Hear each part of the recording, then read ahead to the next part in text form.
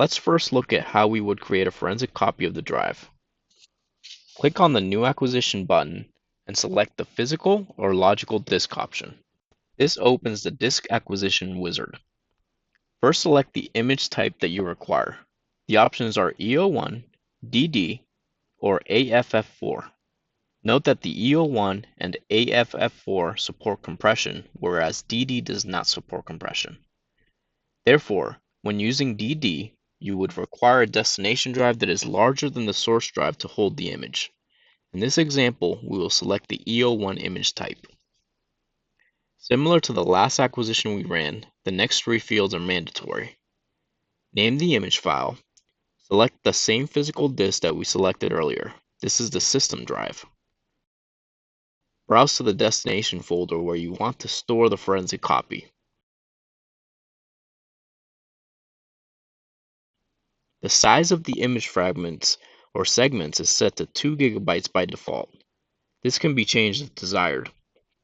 Note that setting this value very low is not recommended, as it could result in an enormous number of segments for the image.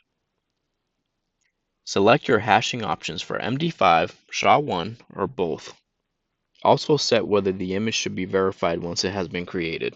Although verifying your forensic collection is best practice, in some cases, time restraints will not allow you to run the verification process, and this process is typically run back in the lab. Next are the compression methods and levels. The compression method is the algorithm which is used, and the compression level represents the amount of compression to apply. For the EO1 format, the bzip2 method usually produces a smaller size, but it is typically a slower compression method compared to the deflate method. Note that when you select a different image type, you will see different algorithms. Some algorithms do not have compression levels. More information regarding algorithms and compression levels can be found in the user manual. There are 4 levels of compression for bzip2 and deflate. None is level 0, which means that no compression is applied. This means that the image will be as large as the source drive. Fast is level 1. This level applies a low level of compression. This level is fast, but the resulting image can still be relatively large. Default is level 6. This applies approximately 2/3 of the full compression. This will take more time, but the resulting image can be a lot smaller. Lastly, best is level 9. This will apply full compression. This level will take the longest to complete, but it should result in a smaller image.